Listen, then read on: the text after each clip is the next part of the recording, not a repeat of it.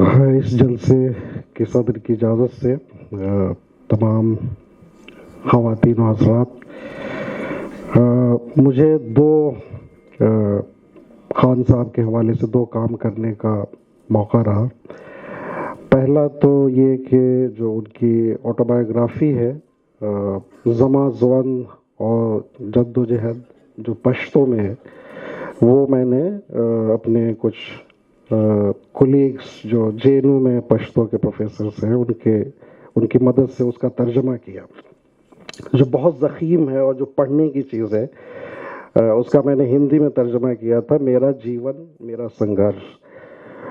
और अभी हाल में एक किताब हमने मोनोग्राफ उनकी ज़िंदगी, उनका स्ट्रगल, उनका जो फ़लसफ़ा है और जिस तरह से उन्होंने हिंदुस्तान को देखा है, उसके हवाले से एक किताब जो अभी शाया हुई है खान अब्दुल गफ़ार खान एनबीटी से।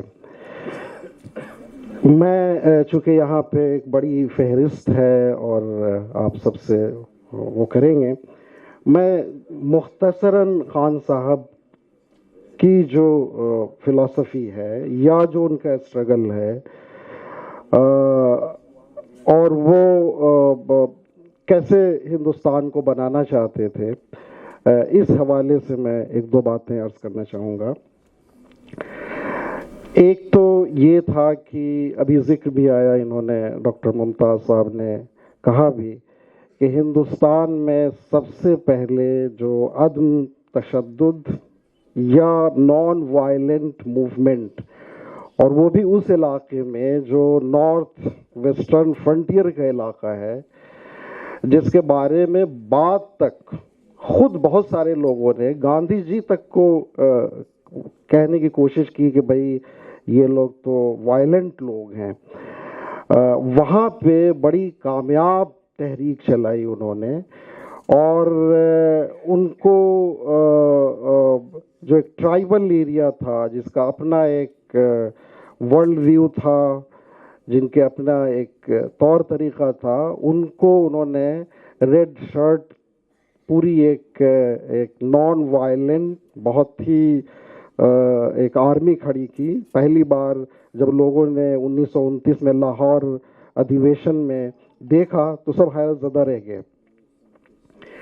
वो पूरा एक मूवमेंट था और मुझे लगता है कि उस तरह का मूवमेंट या फिर जो उन्होंने सोशल रिफॉर्म वहाँ पे शुरू की, सोशल रिफॉर्म दो तरह से उन्होंने शुरू की। एक तो नेशनल स्कूल कायम किए और नेशनल स्कूल जो थे, जो वहाँ के रवायती तालीम थी उसको भी उन्होंने रखा, जो मकामी ज़बान थी उसको भी रखा और मॉडर्न एजुकेशन से भी उनको मुतारिफ कराना चाहते थे। और उसमें जो उनको सबसे ज़्यादा मुखालिफत का सामना करना पड़ा वो लोग थे जो मज़हब के नाम पे बहुत सारी जो कुरीतियाँ थी, जो बुराइयाँ थी, जिसमें पूरा समाज वहाँ का जकड़ा हुआ था और आज भी हिंदुस्तान और इस पूरे सब कॉन्टिनेंट में जकड़ा हुआ है। उसके बारे में उन्होंने बड़ी सख्ती के साथ उसके बारे में लिखा है, उनकी बड़ी मुखालिफत हुई। तो एक तबका ऐसा था वहाँ का जो बज़ाहिर खुद को मजहबी कह रहा था, लेकिन उन्होंने अंग्रेज़ों के साथ अलाइन किया और उनकी मुखालिफत की। ये चीज़ थी और मुझे लगता है कि खान साहब की तहरीक जो थी, या खुदाई तहरीक, खुदाई खिदमतगार की तहरीक अगर कामयाब हो जाती और जिस तरह से अंग्रेज़ों ने और आइडेंटिटी पॉलिटिक्स करने वालों ने उनके ख़िलाफ़ अगर वो नहीं किया होता, तो जो वायलेंस हमने बाद में देखा है पिछले 50 साल में खुद अफ़गानिस्तान में और उस इलाके में और अब भी देख रहे हैं, वो ना होता। ये खान साहब की जो डगर थी या जो रास्ता उन्होंने दिखाया था, उससे डेविएशन की वजह से थी। दूसरी जो चीज़ आती है वो ये कि खान साहब खुद बड़े मजहबी आदमी थे अपनी ज़ाती ज़िंदगी में। बहुत सारे नेशनलिस्ट हमारे लीडर थे, गांधी जी थे, उलमाए देवबंद थे, ये विनोबा भावे के बारे में तो ये है कि उन्होंने पूरा قرآن پہ کمنٹری لکھی، بلکہ ان کی قرآن خوانی ایسی تھی کہ مولانا آزاد بھی حیرت زدہ تھے کہ وہ مصری قاریوں کی طرح پڑھتے تھے۔ تو یہ جو پورا نالج، ٹریڈیشن کو آئیڈینٹیٹی سے جوڑنے کی بات جو لوگ کرتے ہیں اس کو یہ توڑتے ہیں۔ ہمارا جو آئیڈیا آف انڈیا ہے، جس کو سب سے پہلے، میں فارسی کا بھی ایک معمولی طالب علم ہوں، مجھے لگتا ہے سب سے پہلے جس شخص نے یہ آئیڈیا دیا وہ امیر خسرو تھے۔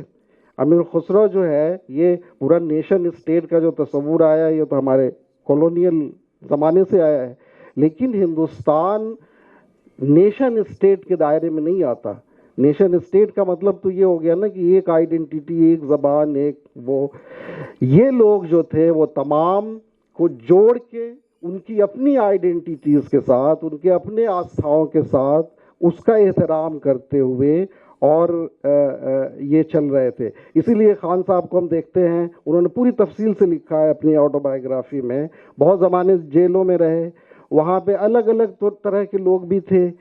ایک جگہ جیل میں وہ لالہ لاجپت رائے وغیرہ سب ساتھ تھے، اور سب کو بٹھا کے وہ کہتے تھے کہ ہم قرآن پڑھ رہے ہیں، اس کو پڑھ کے ہم لوگ ڈسکس کریں، اور آپ گیتا لائیے اور بائبل لائیے، اور سب وہ مہینوں تک چلا ہے۔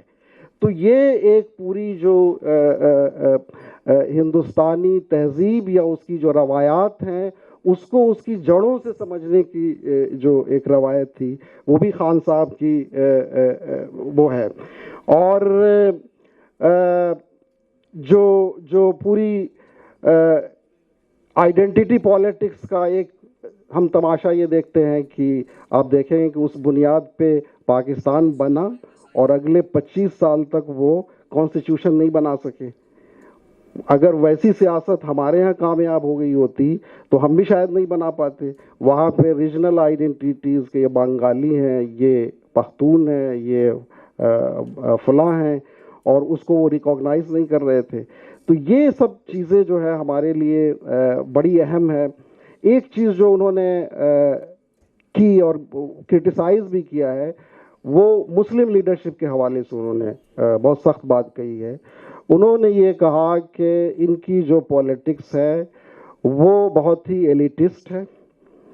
وہ خود بنگال گئے، بنگال میں جا کے جب انہوں نے عام لوگوں کے ساتھ انگیج کرنا کیا، گاؤں میں جاتے تھے جیسے گاندھی جی کر رہے تھے یا باقی لوگ کر رہے تھے، سوشل ریفارم، اس کی باتیں کہ یہ چیز اچھی ہے، آپ ایجوکیشن حاصل کرو، اسکول قائم کرو، یہ جو ہے مسلم لیڈرشپ اس وقت بھی نہیں کر رہی تھی، اور آج بھی وہی صورتحال ہے تقریباً کہ ماس سے جو ہے ان کا لگاؤ بہت کم ہے، یا بہت کم لوگ ایسے ہیں جو یہ کر رہے ہوتے ہیں۔ تو یہ چیزیں ہیں۔ میں اسی کے ساتھ اپنی بات ختم کروں گا۔ بہت ساری باتیں ہیں لیکن میں بہت تفصیل میں نہیں جا رہا۔ شکریہ۔